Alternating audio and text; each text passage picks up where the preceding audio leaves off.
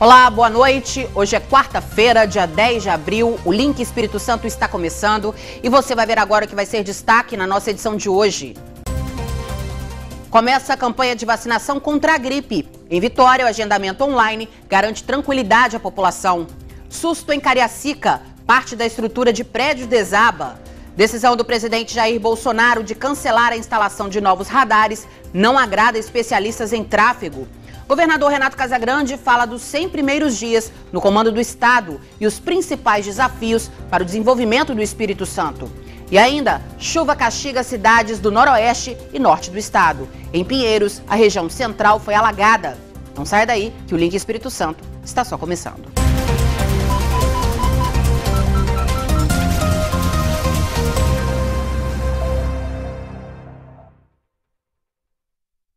Mais uma vez, muito boa noite para você que nos acompanha aqui no Link. Começou hoje a campanha de vacinação contra a gripe. Em todo o estado, mais de 1 milhão de pessoas devem ser imunizadas, número maior que no ano passado. A Helena tem apenas 6 meses. Está no colo da mãe porque daqui a pouco vai tomar a vacina contra a gripe. A mãe, inclusive, sabe bem da importância de imunizar a filha, que faz parte do grupo prioritário. Tem mães que têm medo, né, porque o neném chora, mas é melhor prevenir agora do que depois passar um aperto com a criança. Na hora da vacina é aquele berreiro, seja a Helena ou outras crianças que vieram a esta unidade de saúde aqui na capital.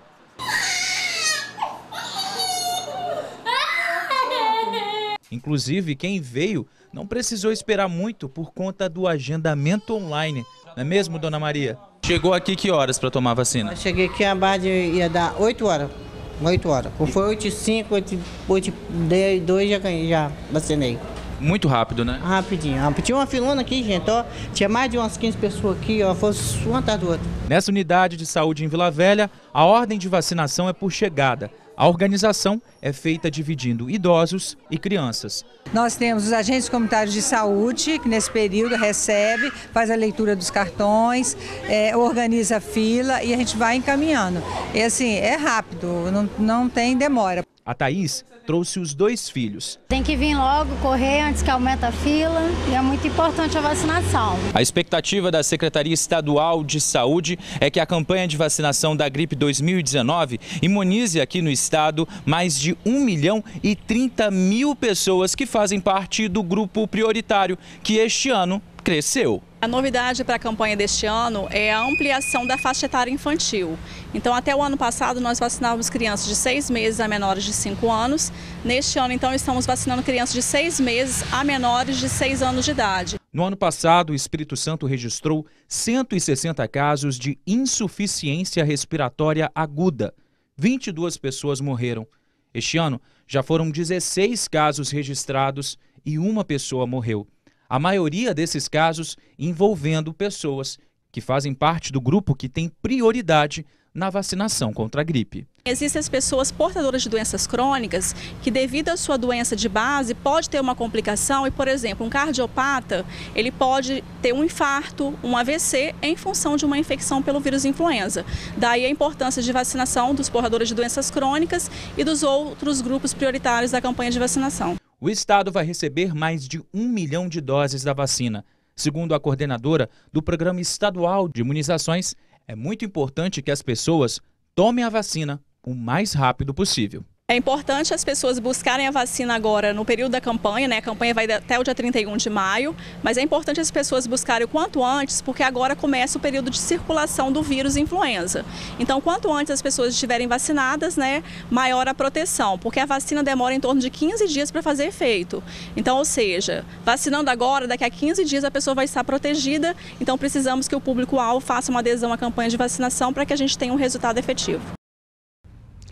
O presidente Jair Bolsonaro barrou a instalação de 8 mil novos radares nas rodovias de todo o país. O Espírito Santo receberia uma parte desses equipamentos. A decisão do presidente é polêmica e não agradou quem entende do assunto. Dos mais de 8 mil radares que seriam instalados em todo o país nos próximos 5 anos, 280 estavam previstos para operar em rodovias capixabas. Só o trecho da BR-262 que faz ligação com Minas Gerais vai deixar de receber 129 equipamentos. A suspensão foi determinada pelo presidente Jair Bolsonaro, alegando que os radares fazem parte da indústria da multa. Entre os que são contrários à determinação do presidente está o senador capixaba Fabiano Contarato, da Rede. Ele disse que vai ingressar no Tribunal de Contas da União contra a suspensão dos radares. Eu sou radicalmente contra o fortalecimento de indústria de multas. Não é esse o ponto. Mas nós temos que entender que o principal bem jurídico que nós temos que proteger é a vida humana. E um dos mecanismos, dos poucos mecanismos que hoje ainda estão sendo utilizados pelo poder público na fiscalização é a utilização dos radares. Se o Estado efetivamente fiscalizasse mais, se o Estado educasse, se nós tivéssemos uma legislação mais rigorosa, haverá um dia que não haverá necessidade de termos radares ou lombadas eletrônicas. O presidente da Associação Brasileira de Medicina de Tráfego no Espírito Santo, a Abramet, diz que sem os radares, os motoristas se sentem mais à vontade para abusar da velocidade. E isso pode aumentar as mortes nas rodovias. No curto prazo, eu acho que o impacto vai ser provável aumento de acidentes e vítimas, até vítimas fatais, porque está sinalizando que você pode aumentar a velocidade nos locais em onde você tinha radar. Para este professor da Universidade Federal do Espírito Santo, quando bem posicionados, os radares aumentam a segurança para os motoristas. Ele é um mal necessário. A gente gostaria que o brasileiro fosse um povo mais consciente, né, como a gente vê em outras nações, né, e onde ele visse a placa do limite de velocidade, porque ela é projetada para aquela velocidade daquela via, naquele trecho, ele respeitasse. Como isso não ocorre, e a gente realmente tem pontos que tem com curvas ruins, declives, é necessário então você criar um mecanismo que possa tentar diminuir a velocidade dos veículos naqueles pontos para poder evitar acidente. O Código de Trânsito Brasileiro diz que todo o valor das multas deve ser destinado à sinalização, à educação no trânsito, à engenharia de tráfego, ao policiamento e também à fiscalização. O professor diz ainda que falta transparência no gasto desses recursos. O fato de a questão econômica estar envolvida, como diz o presidente, não é bem assim, né? Se todo mundo respeitar a legislação, né, não vai ter que pagar multa. Eu acho que talvez pudesse melhorar a questão da transparência desses dados, né? Poderia haver, por exemplo, uma grande placa colocando quanto foi investido na rodovia em função da arrecadação das multas. Bom, o presidente prometeu ainda rever, no momento da renovação das concessões das rodovias privatizadas, a situação dos radares que já operam no país. Agora nós vamos direto à nossa redação com a Anne Comete, que tem mais notícias dessa quarta-feira pra gente. Boa noite para você, Anne. Boa noite, Adriana. Boa noite a todos que estão em casa. E a gente começa esse direto da redação mais uma vez falando da chuva que está deixando os capixabas bem apreensivos. Hoje à tarde, os municípios de Pinheiros e Guriri, no norte do estado, foram afetados com alagamentos. A chuva começou por volta das 3h30 da tarde e em menos de 20 minutos inundou o centro da cidade de Pinheiros, causando prejuízos aos comerciantes. Não há notícias de mortos ou de feridos e nem de deslizamentos de terra ou de desabamentos. E aqui na região metropolitana, uma notícia chocante. O corpo de uma mulher foi encontrado concretado na parede de uma obra de um centro comercial na Praia da Costa, em Vila Velha. Ele foi encontrado por trabalhadores que chegaram hoje de manhã na obra. O corpo foi encaminhado para o Departamento Médico-Legal para identificação e o caso segue sob investigação da Delegacia Especializada de Homicídios e Proteção à Mulher. A polícia não vai passar mais informações para não atrapalhar as investigações. Parte do teto de um prédio desabou ontem à noite em Cariacica e ninguém ficou ferido. Mas a rede elétrica foi atingida e algumas residências ficaram sem energia. 7 casas vizinhas ao prédio tiveram que ser esvaziadas. A construção está pronta há anos, mas nunca teve moradores. E a terceira ponte foi interditada hoje de manhã no sentido Vitória, por causa de um acidente envolvendo 2 ônibus do sistema Transcol e um carro de passeio. Ninguém ficou ferido e a pista foi liberada por volta das 10 horas da manhã. Quase um ano depois da morte das crianças Joaquim e Cauã, o juiz André Dadalto, da Vara Criminal de Linhares, vai decidir se os pastores Jorgival Alves e Juliana Salles vão à júri popular. Para a Polícia Civil, o pastor que está preso estuprou, agrediu e colocou fogo nas crianças ainda vivas. A investigação não encontrou elementos para incriminar a mãe das crianças, mas o Ministério Público denunciou Juliana criminalmente por considerar que ela foi omissa ao caso. E o vendedor Thales Augusto Heidemann, de 29 anos, que agrediu sem roupas um motoboy na Mata da Praia, foi encaminhado à delegacia hoje de manhã. Ele estava internado em um hospital e recebeu alta. E para não ser levado a um presídio, o Thales vai ter que pagar uma fiança de R$5.000. Ele foi autuado por embriaguez na direção de veículo automotor, lesão corporal, resistência e desobediência. Adriana, essas foram as notícias de hoje daqui, direto da redação. Uma boa noite e até amanhã. O link vai agora para um rápido intervalo e na volta você acompanha uma entrevista com o governador Renato Casagrande, que fala dos 100 primeiros dias no comando do Estado. Então não sai daí que o link Espírito Santo volta já.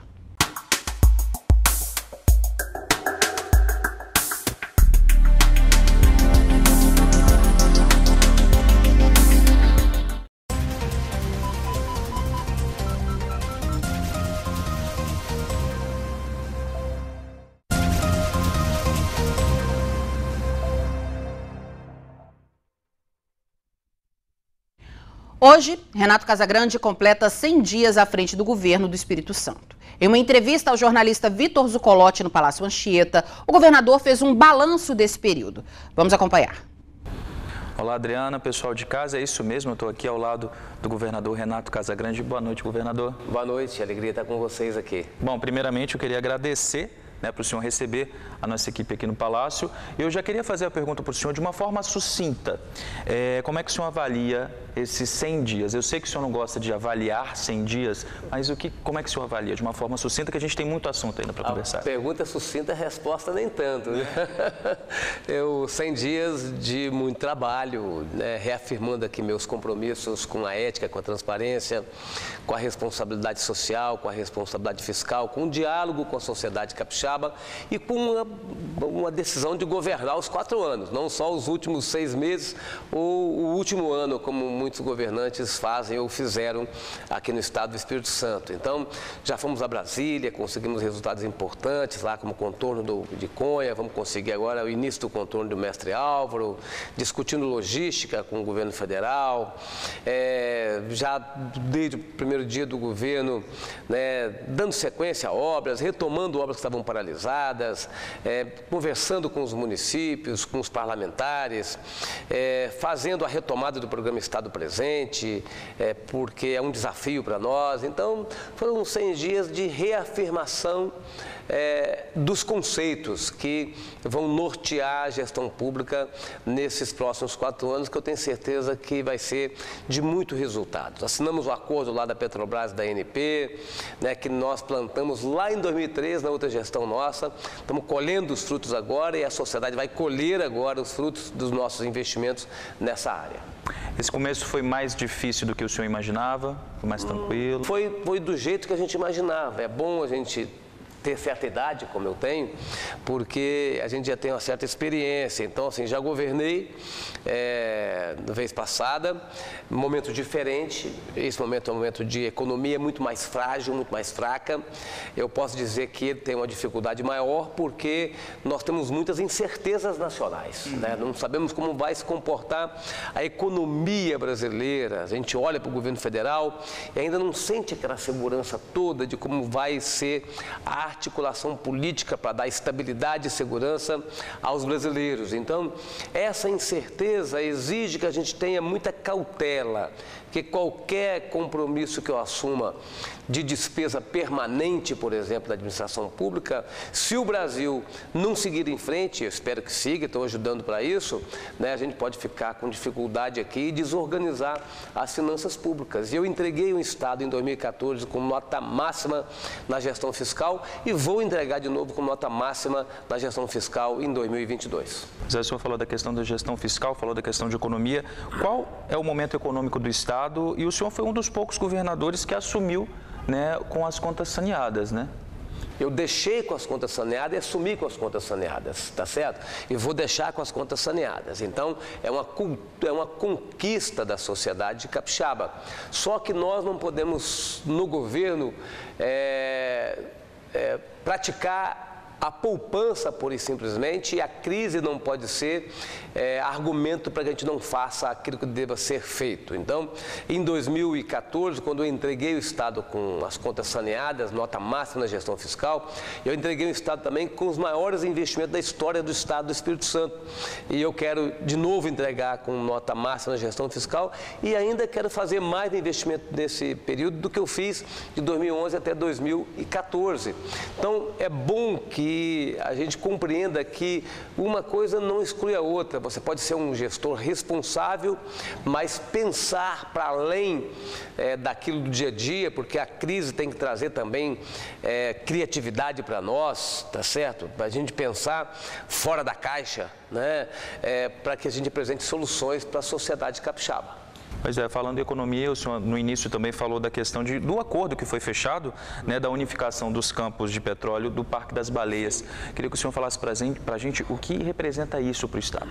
Representa uma decisão que permitirá, quando em 2013 nós pedimos para unificar os campos, a gente sabia que isso poderia aumentar a participação especial. Né? A participação especial é um dos recursos que a gente recebe pela exploração do petróleo. Petróleo, quando você tem petróleo explorado, paga royalties, e quando o poço de petróleo, a área de petróleo, produz muito, paga além dos royalties, paga a participação especial. Então, eu sabia que com a unificação dos campos, a participação especial aumentaria. E o acordo assinado agora no último dia 5 vai permitir que eu receba, que eu falo o governo do Estado, a população capixaba, receba 1,5 bilhão de reais do atrasado, que eu vou encaminhar um projeto de lei para a Assembleia, criando fundo de infraestrutura para que a gente possa melhorar a competitividade do Estado, investindo em obras estruturantes, e vou, ainda enquanto governador, e o Estado receberá 500 milhões a mais por ano de participação especial, onde eu vou encaminhar a proposta da criação do Fundo Soberano, que é um fundo que vai usar esse recurso para se associar a empreendimentos estratégicos do setor privado no Estado do Espírito Santo, para que a gente possa ajudar a desenvolver regionalmente o Espírito Santo e para que a gente possa também ajudar a investimentos estratégicos na área de logística e na área de tecnologia. Mas mais importante do que isso tudo, na minha avaliação, é que esse acordo destravará os investimentos da Petrobras. A Petrobras vai investir nos próximos 5 anos aqui no Estado do Espírito Santo, no setor de petróleo e gás, 29 bilhões de reais. Então, esse acordo que a gente assinou, que a gente foi muito atrás nesse primeiro momento do governo, permitirá que a gente alcance esses resultados. Esse fundo, então?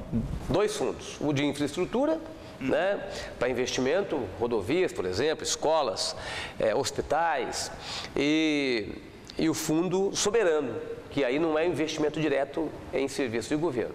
É um fundo que vai ser gerenciado profissionalmente e que vai se associar a empresas estratégicas que queiram fazer investimento no Estado do Espírito Santo. E deve começar já a arrecadar? Agora, na hora que o governo começar a pagar o governo federal, desculpa, não o governo federal, Petrobras começar a recolher para nós, nós já vamos encaminhar as 2 propostas até semana que vem para a Assembleia Legislativa. Bom, governador, o senhor enviou à Assembleia um projeto de lei que autorize os municípios a utilizar até 50% do fundo para redução das desigualdades regionais em despesas correntes, né? Essa foi uma forma encontrada pelo senhor para socorrer as prefeituras? É socorrer mesmo, porque os municípios também estão com muita dificuldade. Quem precisa, usa. Quem não precisa, usa para investimento. Mas agora, quem precisar usar para custeio, é uma forma da gente aliviar o momento de dificuldade que nós estamos vendo que os municípios estão passando. Pois é, o senhor percorreu aí o Estado nesses 100 dias, está verificando, pessoal, os prefeitos estão fazendo o dever de casa? Muitos estão fazendo o dever de casa, sabem da dificuldade, fizeram ajustes, está certo? Os que não fizeram estão com muita dificuldade, estão desorganizados, assim. Os que fizeram não estão conseguindo muito investimento, porque o município ele tem muita dificuldade de fazer investimento com recurso próprio, ele depende muito de uma emenda parlamentar, de um deputado estadual, de um parlamentar federal e da nossa ajuda. Mas eu tenho dito para os prefeitos que aquilo que eu vou fazer mais nesse mandato são obras estruturantes. estruturantes, menos convênio e mais obras estruturantes. Bom, governador, a gente vai dar uma pausa rapidinho. No próximo bloco, a gente volta a conversar com o governador Renato Casagrande, dessa vez sobre segurança, saúde e também governo federal. Combinado? Combinado. Daqui a pouco, o Link Espírito Santo volta já.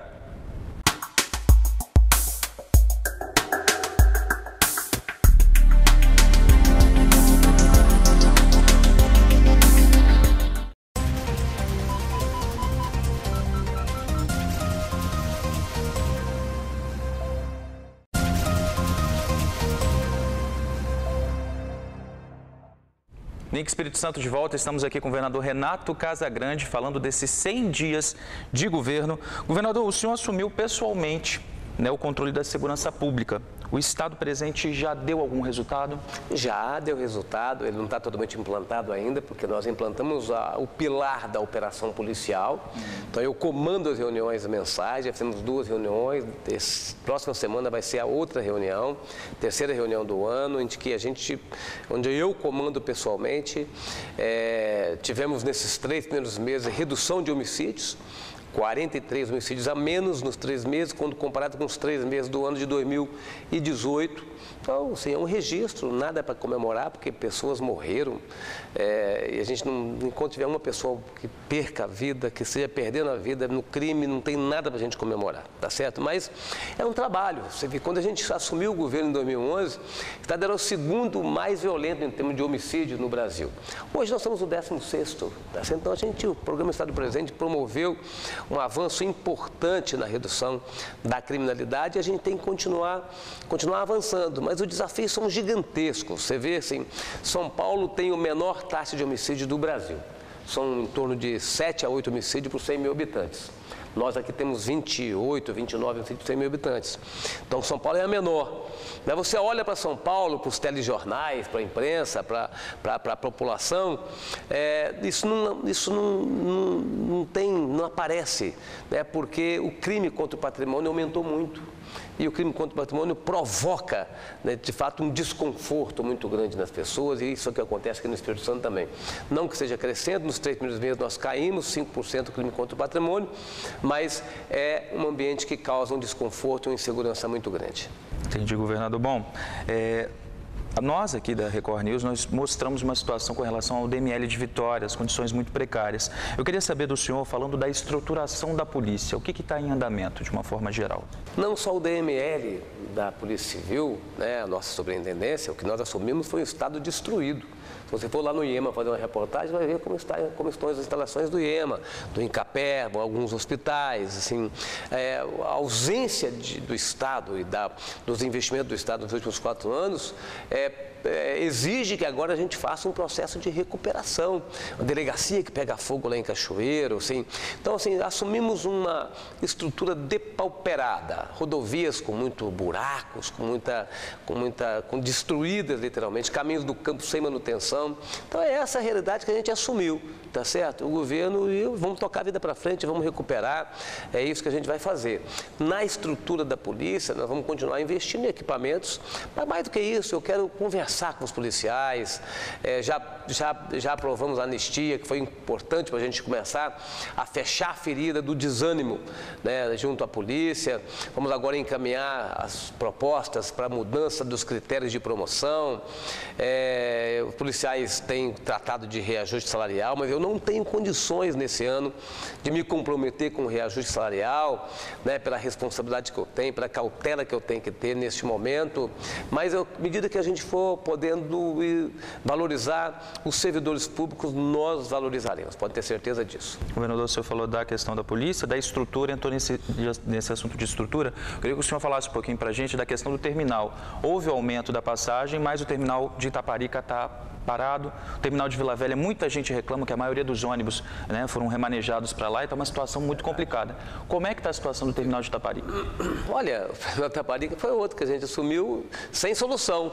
Vou fazer uma licitação lá, daqui a 2 anos, uma construção uma construção tradicional. Nós pedimos então para que o IOPS, através do diretor Mareto, pudesse pensar em alternativa, pensou, nós ficou pronto um projeto, nós vamos licitar agora uma proposta de lona tensionada, uma obra que a gente pode fazer com mais rapidez para poder colocar o terminal de Itaparica em funcionamento ainda neste ano de 2019. Ainda este ano. Tem outra coisa também que eu fiquei sabendo, que quem está dentro dos ônibus vai poder aí utilizar o Wi-Fi, é isso mesmo? Vai, é novidade isso. Assim, nós já tínhamos anunciado ônibus com ar-condicionado a partir de junho, né? Até o final do governo, os ônibus das linhas troncais, que ligam terminal a terminal, estarão com ar-condicionado. E também nós vamos colocar o Wi-Fi nesses ônibus, das linhas troncais, tá certo? Então, melhorando o ar-condicionado, o Wi-Fi, vamos melhorando a qualidade do serviço para que a gente incentive cada vez mais as pessoas a usarem o transporte coletivo. Bom, vamos falar de saúde, governador. Ainda a gente tem muitos problemas. Já noticiamos aí falta de leitos no IMABA, falta de medicamentos na farmácia cidadã. O que tem sido feito pela saúde? Isso é importante a gente esclarecer essa questão do medicamento. Assim, um outro medicamento pode ser da responsabilidade do Estado, mas o que está faltando mais é de responsabilidade do governo federal, tá certo? Então, mas nós estamos tentando resolver, porque o cidadão é capixaba, a gente tem que tentar resolver. Na saúde, assim, é importante a gente considerar e declarar que o formato e o modelo da saúde que nós temos hoje, ele se esgotou. É um modelo que está ancorado nos hospitais, tá certo? Assim, isso torna os hospitais sem condições de serem administrados, porque todos vão para os hospitais, todos, né, sem exceção, porque muitos municípios não têm um primeiro atendimento adequado. Tá certo? Assim, então é preciso dar resolutividade nesse primeiro atendimento e é preciso que a gente também, no segundo atendimento, aquelas consultas com especialistas, aqueles exames de mais alta complexidade, a gente possa também ajudar tecnicamente na gestão, financeiramente, para que o município preste esse trabalho. Tá certo? Vamos começar, estamos mandando diversos projetos de lei para a Assembleia agora, para que a gente possa fazer uma revolução na gestão da saúde, em que o Estado, de fato, gerencie diretamente as unidades hospitalares, nas parcerias também com as instituições filantrópicas, mas que a gente credencie serviços, né, para serem resolvidos lá no município ou numa região, através do consórcio de saúde dos municípios. Governador, agora a gente vai lá para o governo federal, vamos para Brasília, que o assunto do momento está sendo discutido é a reforma da Previdência. Queria saber do senhor o que o senhor acha da reforma, mudaria alguma coisa e qual a importância disso para o Espírito Santo? Olha, uma reforma da Previdência é importante, a gente sabe disso, ninguém pode desconhecer, ninguém pode ser contra reformas. Eu só tenho refletido que reformas ou qualquer outro projeto de lei, qualquer outra ação na administração pública, precisa ser medidas que enfrentem o principal problema nosso, que é a concentração de riqueza. Então, assim, é bom que uma reforma possa enfrentar privilégios, tá certo? Mas é bom que nessa proposta que está lá, a gente mude questões que agrava essa situação. A hora que o governo propõe mudar o benefício da prestação continuada, agrava a situação porque atinge os mais pobres. A hora que o governo também muda de forma abrupta a proposta da aposentadoria rural dos trabalhadores rurais, também ele agrava a realidade porque ele vai para cima dos mais pobres. Na hora que ele exige que um trabalhador de carteira assinada, que ganha 2 salários mínimos, tenha uma contribuição de 40 anos para se aposentar com salário integral, ele também avança e agride os mais pobres, tá certo? Então, medidas como essa, como também eu não concordo com a proposta de capitalização, acho que essa medida tem que ser alterada para que a reforma seja uma proposta que possa, de fato, contribuir para a distribuição de riqueza, não para a concentração de riqueza. Bom, governador, com relação ao governo federal, o senhor teve recentemente, né, um encontro, né, com outros governadores para falar aí, discutiram ajudas emergenciais financeiras. Como é que está a relação com o governo federal e essa ajuda já está chegando? A relação é boa com os ministros, né? Fizemos uma reunião grande com o Paulo Guedes agora, 15 dias atrás. Vamos ter agora no dia 23 outra reunião. Então estamos avançando, sim, mas o governo federal pendura todas as suas expectativas na reforma da Previdência. Se não tiver reforma da Previdência, não tem ajuda aos estados, né? O nosso estado aqui precisa menos de ajuda, mas eu pedi ao ministro assim, não esqueça de quem fez o dever de casa. Nós aqui, desde 8 anos atrás, tem 8 anos que a gente tem gestão fiscal responsável. Então não deixe quem fez o dever de casa de fora, né? Ajude também estados como o estado do Espírito Santo. Governador, agradeço o senhor ter recebido a nossa equipe para falar desses 100 dias, próximos 100 dias, 200 dias, chama a gente junto, a gente quer acompanhar, tá bom? É uma alegria poder ter recebido você aqui, a sua equipe, e meu abraço a todos que estão nos acompanhando. Muito obrigado. Adriana, a gente volta então com você aí no estúdio. O link agora vai para um rápido intervalo e na volta você confere as notícias que são destaque nas outras regiões do estado nesta quarta-feira. Então não sai daí que a gente volta já.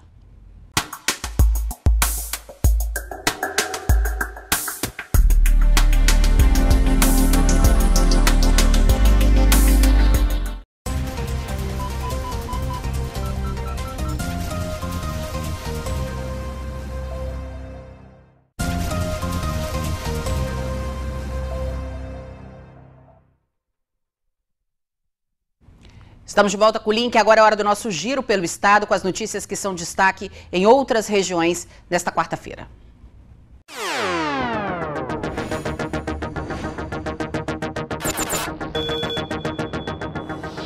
Olá, mais uma vez boa noite a você ligado no Link Espírito Santo, nosso giro começando aqui por Linhares. Um adolescente de 15 anos acabou de publicar um livro aqui na cidade. A Lenda de Virgil é de autoria do estudante Brian Baldo Rodrigues. Apaixonado por games e histórias de heróis, principalmente japoneses, o Brian resolveu colocar para fora todo o imaginário vivido por ele e escreveu o livro A Lenda de Virgil, um conto infanto-juvenil. Esse linharense tem 15 anos de idade, é aluno do 9º ano da Escola Cídia Adalberto dos Reis, no bairro Juparanã. Feliz em publicar o trabalho, o Brian resumiu a história contada no livro. Bom, ele vive num mundo fantástico, em que tem todo tipo de criatura mágica e ele não é uma exceção. Ele é uma criatura chamada Draca. Draca tem aparência humana, porém, eles têm um parentesco com dragões. Isso torna eles seres superpoderosos. E acaba que, em um certo momento, ele recebe uma missão de um deus para poder salvar a filha desse deus, que foi sequestrada. Só que aí, o que pode parecer uma historinha de herói que vai salvar a princesa, vira muito mais no meio do caminho. É meio que a quebra de expectativa. Agora engana-se quem pensa que publicar a própria obra foi tarefa fácil. Segundo o Brian, a Lenda de Virgil está pronta há bastante tempo. Eu tenho escrito desde os meus 11, porém levou 4 anos até eu conseguir achar algum lugar que publicasse. Foi indo ali, foi indo aqui, falando com editoras, porém editoras cobrando muito caro, e é meio difícil no início, assim. Aí, até que finalmente eu achei um site que permitiu eu publicar de graça. Para quem ficou curioso e quer saber como adquirir o livro do Brian, tanto na versão impressa quanto digital, basta acessar o site Clube de Autores e buscar o título A Lenda de Virgil, com G. Parabéns ao Brian pelo esforço, né? Teve muita dificuldade para publicar o livro, mas enfim ficou pronto. E a principal feira do agronegócio do Espírito Santo acontece em Linhares no mês de agosto. O lançamento aconteceu aqui na cidade. A cerimônia foi para o lançamento da 3ª edição da feira, que acontece no estacionamento do Shopping Pátio Mix em Linhares no meio do ano. Nas 2 edições anteriores, a Lidera Agro movimentou mais de 50 milhões de reais. A importância desse evento é que ele vem trazer para Linhares a importância do agronegócio. Acho que é um evento que vem agregar, que vem mostrar à população o quão importante e quanto é forte a agricultura no nosso município. A gente sabe da grandeza que Linhares está representando todo o desenvolvimento do norte do Espírito Santo especificamente. Isso nos coloca numa posição de destaque devido à nossa organização, em específico a organização do Lidera Agro para o estado do Espírito Santo. Várias empresas já fizeram reserva para a feira deste ano, que acontece no mês de agosto, e reúne o que há de mais moderno na mecanização, insumos e linhas de créditos para o setor agrícola. O que a gente viu nesses últimos 2 anos foi uma feira dinâmica, uma feira que gerou negócio, diferente até de outras feiras que aconteceu no nosso município. E essa feira está aí para o produtor rural, para os comerciantes, para os proprietários das grandes lojas, das revendas agrícolas, que estão localizadas principalmente em Linhares, abastecendo todo o estado do Espírito Santo. A troca de conhecimentos é outra ação da Lidera Agro. Estão previstos workshops, palestras e oficinas com temas que interessam em cheio ao homem do campo. E ver a casa cheia hoje no lançamento mostra, né, a credibilidade do evento, mostra a confiança, né, de todos aqui no projeto do Lidera Agro. Então a gente está bastante otimista, temos novidades na questão da estrutura, na questão de montagem, né, na questão da data, e espero que todos façamos bons negócios aqui, que a feira sirva, né, para fomentar, para inovar o agronegócio cada vez mais na nossa região, que é a grande potencialidade. Cada ano a gente aproveita o contexto do evento, o conceito do evento também, para que a gente possa, né, colocar em prática e potencializar algumas ações, como programas de barragens, caixas secas que já fizemos o ano passado com as agroindústrias, e esse ano queremos trabalhar a cafeicultura e a fruticultura, 2 ações que também estamos incentivando bastante com programas bem estruturados para o nosso produtor de Linhares. Então, o Lidera Agro tem o nosso apoio e com certeza já é um sucesso e mais uma edição. Por hoje é só. Agora a gente segue para São Gabriel da Palha com outros destaques, agora da região noroeste.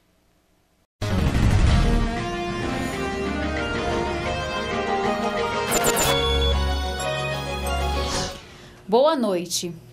Veneza e Copeave, 2 cooperativas de tradição no mercado, fazem união inédita no estado e associados já obtêm resultados positivos. A união entre Veneza e Copeave foi decidida através de uma Assembleia Geral Extraordinária com a votação por unanimidade dos associados das 2 cooperativas. A Copeave tornou-se, assim, a maior cooperativa agropecuária do Espírito Santo. O diretor Eric Zotelli falou que motivos levaram a esse processo de incorporação entre Veneza e Copeave. Nós, enquanto Veneza, vimos dentro desse projeto, desse programa, a necessidade de mudança, né? E a nossa mudança passava por aumentar o leque nosso de atuação, levando isso para os nossos cooperados, para o nosso quadro social, né? Diversificar, melhor dizendo, né? E, coincidentemente, a Copeave, dentro do seu planejamento estratégico, ela também via a necessidade de entrar no setor de laticínios. Além de fortalecer o cooperativismo, o objetivo também é gerar um ambiente de negócios cada vez mais competitivo. Eric esclareceu o que mudou depois da incorporação entre as 2 cooperativas. Tivemos essa união das 2 cooperativas, mas a marca Veneza ela permanece no mercado, até porque é o grande patrimônio da cooperativa, né, junto aos seus cooperados, né. A marca Veneza é uma marca consolidada, uma marca aí na área de atuação não só no estado do Espírito Santo, como outros estados do Brasil, e que, sem dúvida, permanecerá na mesa de todos os consumidores. Ele também falou sobre os benefícios que essa união trouxe para os associados e quais os próximos projetos e objetivos da Copeave e Veneza. Acredito que, para o produtor cooperado, isso seria o grande beneficiado, né? Pelo fato de que esse produtor, principalmente direcionado ao produtor da Veneza até então, ele passa a ser sócio da Copeave, né? Uma cooperativa hoje que tem aí aproximadamente 13 mil cooperados, né? Nós temos que agora rever os nossos planejamentos estratégicos, né, das 2 cooperativas, que agora, sendo uma cooperativa só, precisamos rever e daí em diante a gente vê as condições que a gente vai ter para o momento para a gente colocar isso em andamento. Ao longo dos anos, a Veneza se modernizou e já atende outros estados como São Paulo e Rio de Janeiro.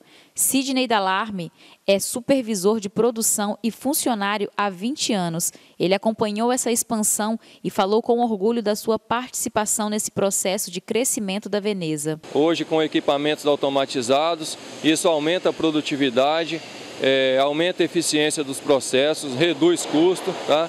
Isso também para o funcionário facilita muito. E uma última notícia importante. Justiça determina a posse do Hospital Dr. Fernando Serra em favor de São Gabriel da Palha. A decisão publicada pelo juiz Paulo Gagno determina que o município seja emitido na posse do hospital para que possa assumir integralmente a administração. Essas foram as notícias de São Gabriel. Fique agora com mais informações de Colatina.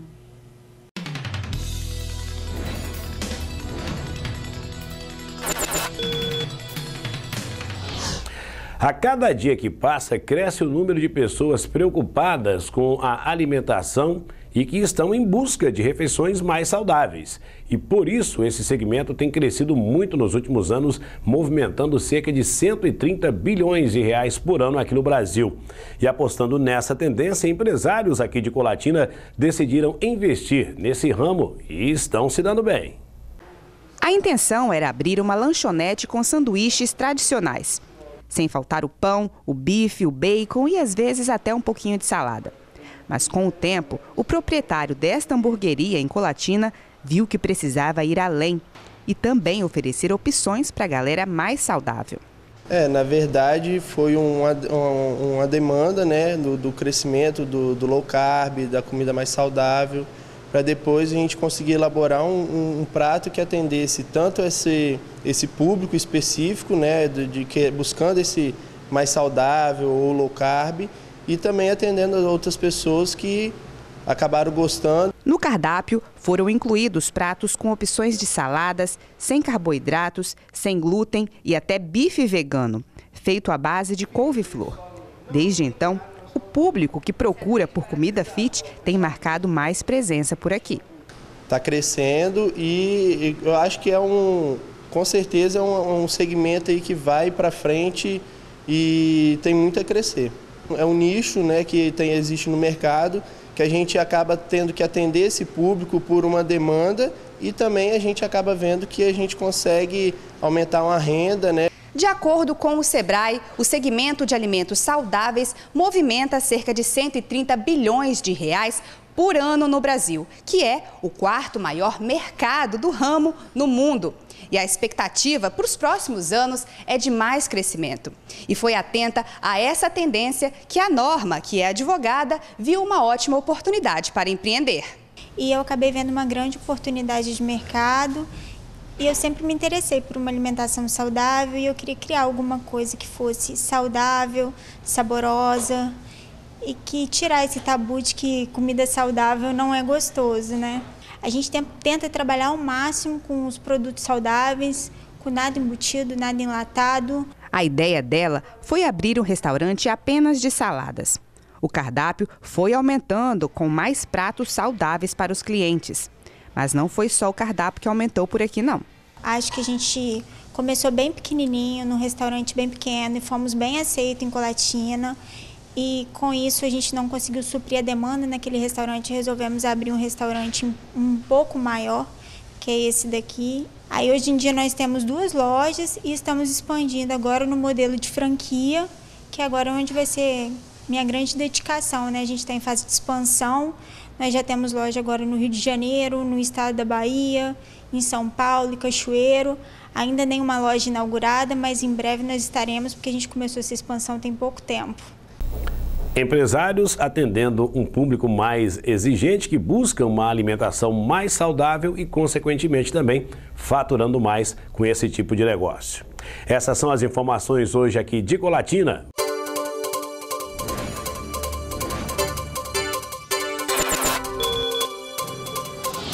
Passando pelo centro de Aracruz, é comum encontrar muitos cabos de telefonia danificados, pendurados e embolados nos postos de energia. E esse emaranhado de fios oferece risco para quem precisa passar pelas ruas e calçadas da cidade. Pode passar os idosos, pode passar até eu. Tomar um escorregão tomar um choque, né? Se tiver ligado. E tem que tomar providência, né? Além do perigo para a população, para esse comerciante, os cabos geram poluição visual. Eu acho isso aí uma vergonha para a cidade, entendeu? Tipo uma poluição visual desnecessária e não tem ninguém que resolve isso. Eu acho que para a cidade isso aí é péssimo. Este outro comerciante teve que agir por conta própria para tentar melhorar a situação em frente à loja dele. Várias vezes eu tive que tirar os fios, tive que ajeitar os fios, porque quebram, ninguém conserta, ninguém responsabiliza. E esses fios são amarrados porque eu amarrei. Eu subi na barriga e amarrei. Ele acrescenta que o poder público deveria fiscalizar a situação. O poder público municipal, ele falha, ele fala que não é função dele, e que é função da EDP. A EDP diz que não é dela, que é das operadoras de internet, de telefonia, e o poder público não dá nem conversa mais para o comércio, para a população. Entramos em contato com a EDP Excelsa e as operadoras de internet e eles informaram que é preciso abrir um chamado de atendimento para identificar de quem são esses cabos danificados. O gerente da operadora EBRnet nos informou que já disponibilizou profissionais às ruas para solucionar possíveis problemas da empresa. A assessoria de comunicação da Prefeitura de Aracruz informou que o município não é responsável por esse tipo de fiscalização.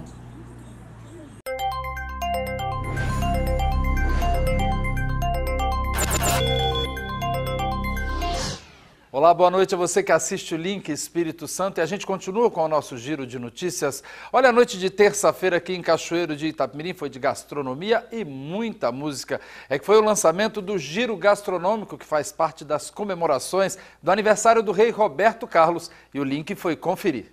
Luz Divina, Amada Amante, Emoções, canções inesquecíveis do rei Roberto Carlos viraram gastronomia. Pratos de encher os olhos. E para os amantes do rei, boa música para acompanhar.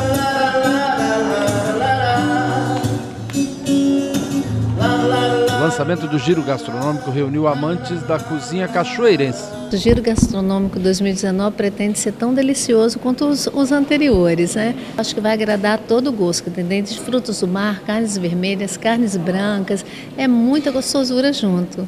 E a secretária estava mesmo coberta de razão, era mesmo muita gostosura e um só cardápio. Os pratos foram criados especialmente para o evento, que em sua essência retratam as canções através do sabor.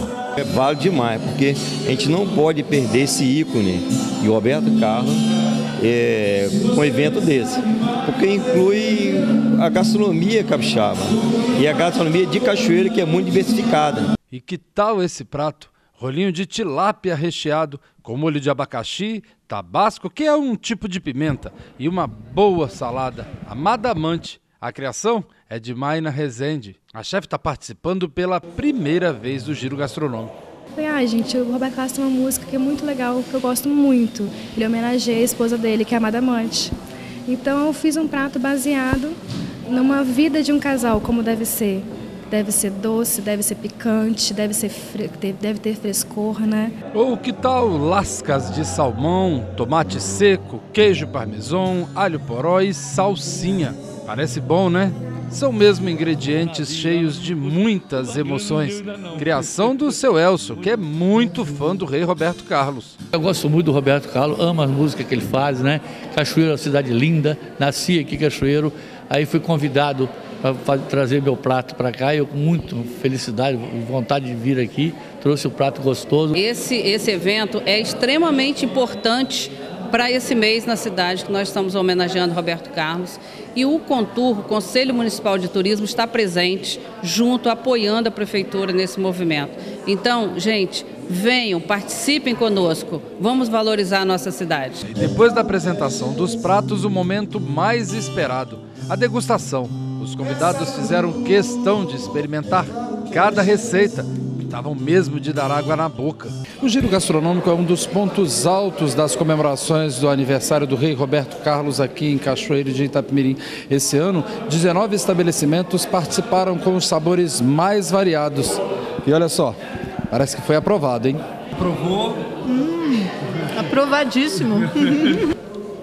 Então, de parabéns. Muito bom mesmo. Gostou da ideia? Muito, muito bom. São realmente belos pratos de encher os olhos, não é verdade? Bom, esses pratos estão disponíveis nos cardápios dos estabelecimentos comerciais até o final do mês de abril. É só chegar e fazer o seu pedido. De Cachoeiro de Itapemirim, voltamos à Vitória.